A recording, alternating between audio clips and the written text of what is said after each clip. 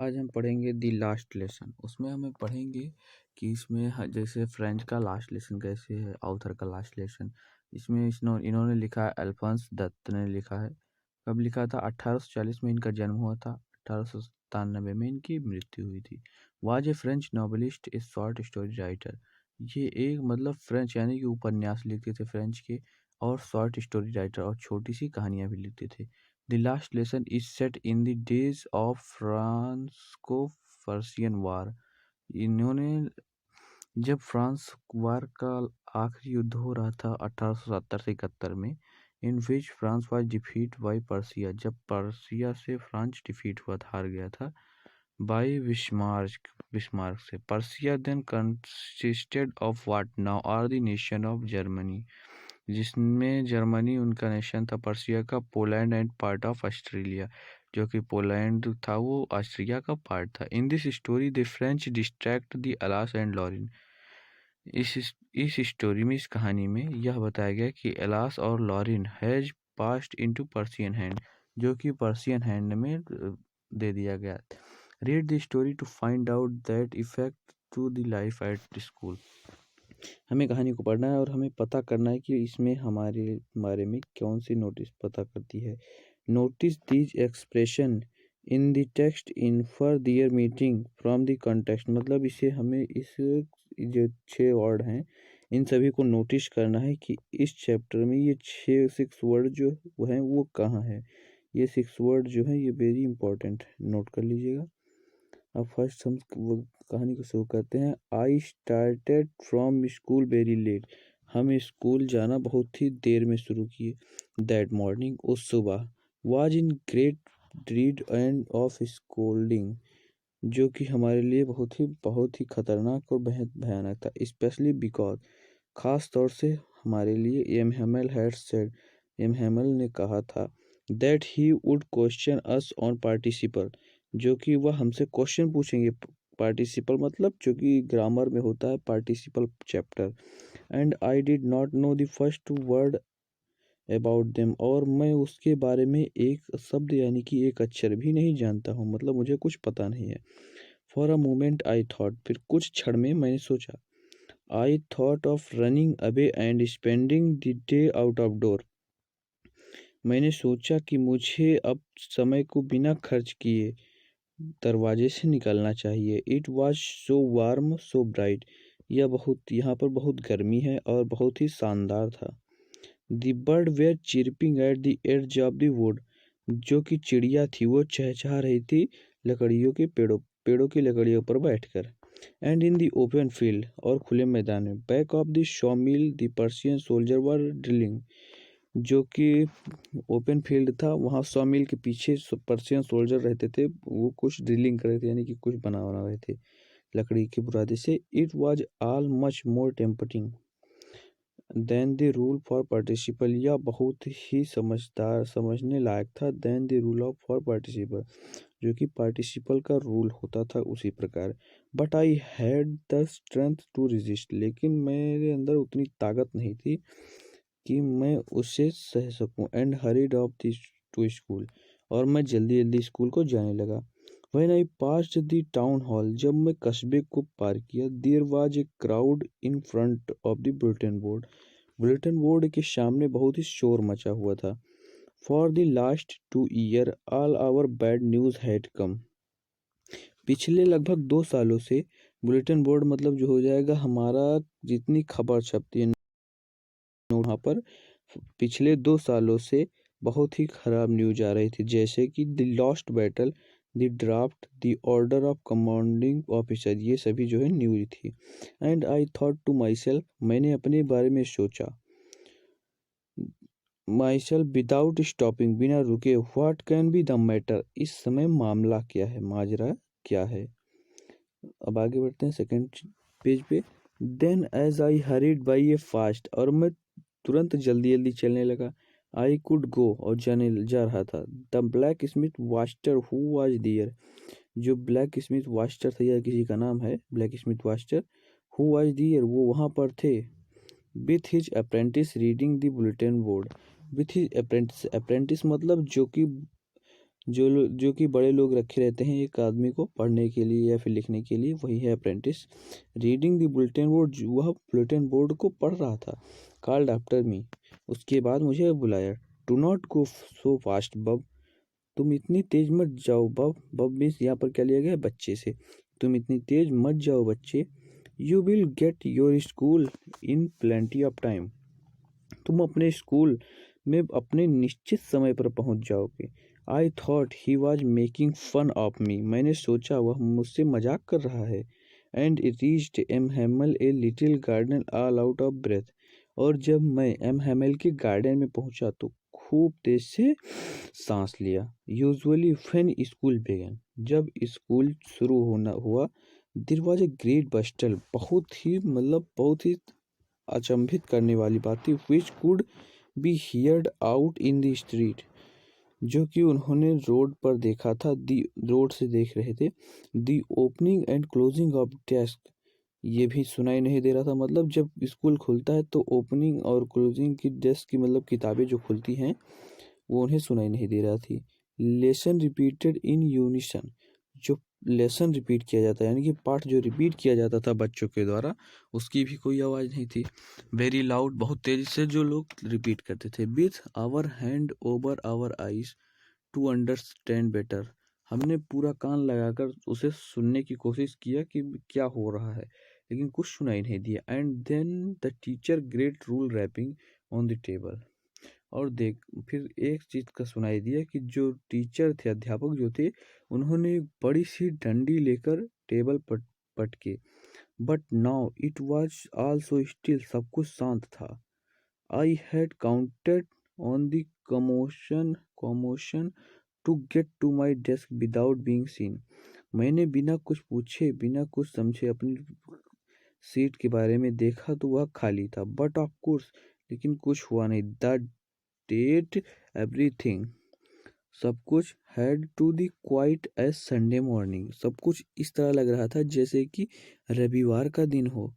Through the window I saw my classmate already in their place, मैंने खिड़की के जरिए देखा कि हमारे जो भी सहपाठी थे यानी कि जो मित्र थे वो अपनी अपनी जगह पर बैठे हुए थे। And M Hamel walking up and down, और यम हेमल जो थे वो इधर उधर चल रहे थे। मतलब जैसे स्कूल में टीचर लोग इधर से चलते हैं उधर जाते हैं, उधर से फिर इधर, उसी तरह वॉकिंग अप एंड डाउन, ऊपर नीचे आगे पीछे चल रहे थे। With his terrible iron rule, terrible iron ruler मतलब जो लकड़ी का या फिर लोहे का जो डंडा होता है, पटरी लिए रहते हैं, वही लिए थे अपने हाथ में। हिज आर्म, अपने हाथों में। I had to open the door, मैंने दरवाजे को खोला। And go in before everybody, और सबके सामने गया। You can imagine how I blushed and how frightened I was, तुम यह महसूस या समझ सकते हो कि मैं किस तरह डरा हुआ था और बहुत ही साहस मेरे अंदर नहीं था, मैं कितना घबरा गया था। बट नथिंग हैपन, लेकिन कुछ नहीं हुआ। यम हेमल saw me, यम हेमल ने मुझे देखा। एंड सेड वेरी काइंडली, और बहुत ही ईमानदारी से मुझसे बोला। Go to your place quickly little friend, go to your place quickly, यहाँ पर लिया गया है go to your place quickly, मतलब तुम अपने स्थान पर जल्दी जाओ। लिटिल फ्रेंड, लिटिल फ्रेंड कौन है, वही छोटा बच्चा है जो स्कूल में आता है, उसका नाम है, ये नोट कर लीजिएगा कि जो यमल पढ़ाते हैं किस कौन से बच्चे को, अगर आएगा पेपर में तो यही है little friend. Be bare beginning without you, मैं तुम्हारे बिना शुरू करने वाला था। I jumped over the bench, मैं अपनी सीट पर कूद कर बैठा। And set down at my desk, और अपनी सीट पर बैठ गया। नॉट टिल देन, तुरंत नहीं।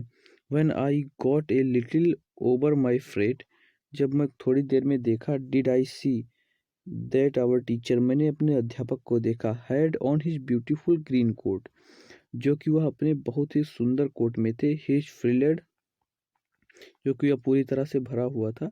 शर्ट, जो कि उनकी शर्ट थी, वो पूरी तरह से कलरफुल में थी। Delhi and the little black silk cap, और उनकी कैप, उनकी टोपी थी वो सिल्क कलर की थी, कलर काली थी सिल्क में। ऑल एम्ब्रॉयडर्ड, जो कि पूरी तरह से गुहा हुआ था यानी कि जो ऊनी होता है वो उस तरह। दैट ही नेवर वोर except on inspection and prized, जो कि वह कभी भी उस दिन पहन कर नहीं आते थे। जिस दिन प्राइज डिस्ट्रीब्यूशन होता था या प्राइज मिलती थी उस दिन भी इस तरह नहीं पहन के आते थे। Beside the whole school seemed so strange and solemn, वो पूरे स्कूल में सबसे अलग और सबसे अच्छे इस आज के दिन लग रहे थे। But the thing that surprise, लेकिन जो उन्हें आश्चर्यचकित कर देने वाली थी, सरप्राइज मतलब आश्चर्यचकित, मी मोस्ट मुझे, वाच टू सी जिसको मैंने देखा, on the back benches that were always empty, जो पीछे की सीट रहती थी वो हमेशा खाली रहती थी। The village people sitting quietly like our self, जो कि गांव के लोग बहुत ही शांति से पीछे बैठे हुए थे, जैसे कि ओल्ड हाउसर थे विथ हिज 3 कंसर्न हैट, जो कि उनके पास 3 टोपियां थी। The farmer mayor, the farmer post master and the several beside, मतलब ये सभी थे जो वहाँ बैक बेंचेस पे पीछे बैठे हुए थे। Everybody looked sad and Hauser had bought an old primer, सभी लोग बहुत ही दुखी महसूस कर रहे थे और ओल्ड हाउसर जो थे वो ओल्ड प्राइमर लाए थे। ओल्ड प्राइमर मतलब हो जाएगा जैसे छोटी किताब होती है उसमें ABCD लिखा था छोटा बड़ा, वही लेकर अपने हाथ में थे। थम्बेड एट द एज, अपने हाथ में पकड़े हुए थे। And he held it open on his knees, वह अपने हाथों से खोलने का प्रयास कर रहे थे।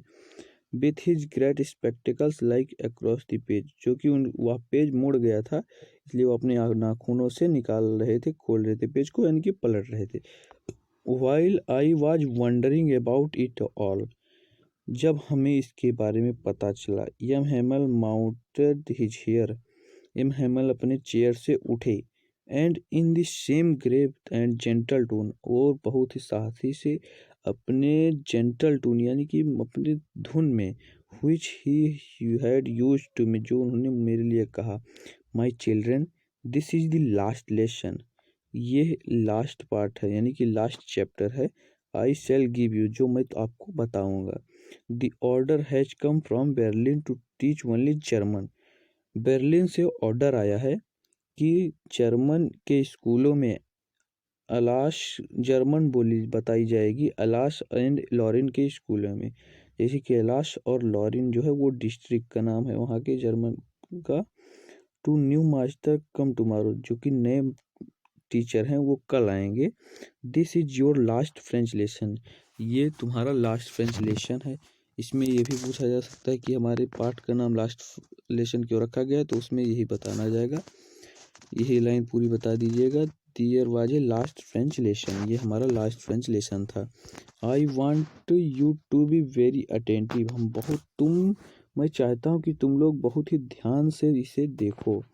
What a thunder clap these words were to me, thunderclap मतलब यहाँ पर गड़गड़ाहट की आवाज़ बहुत तेजी से आई। Oh the wretches that was what they had put up to the town hall, oh wretches मतलब यही खबर थी, आश्चर्य से बोले वो यही बुरी खबर थी, लगता है बुलेटिन बोर्ड में छपी थी कि टाउन हॉल में जो छपी हुई थी कि अब हमारे स्कूल में जर्मन पढ़ाया जाएगा। My last French lesson while I hardly knew how to write, अब मेरा यह लास्ट फ्रेंच का लेसन है जो कि मैं अभी तक जानता नहीं हूँ कि कैसे लिखा जाता है। I should never learn any more, मैं अभी तक कुछ ये पढ़ा नहीं हूँ। आई मस्ट स्टॉप डियर, मैं रुक गया था।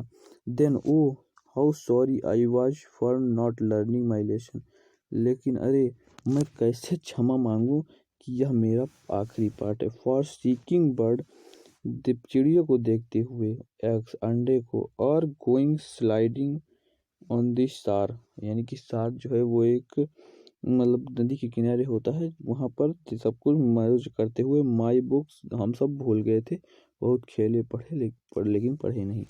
माई books that had seemed such in nonsense a while ago, अभी कुछ देर पहले हमारी किताब थी बहुत ही खराब लगती थी। सो हैवी टू कैरी, उसे लाने में, हमें स्कूल में लाने में बहुत भारी लगती थी।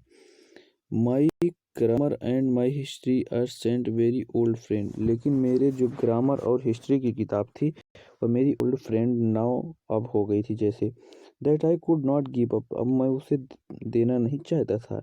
And M Hamel to the idea that he was going away, M Hamel ने मुझे आइडिया बताया, एक मतलब दिमाग बताया जिसमें हमें जाना चाहिए। That I could never see him again, जो कि अब मैं ये कभी नहीं देखूंगा।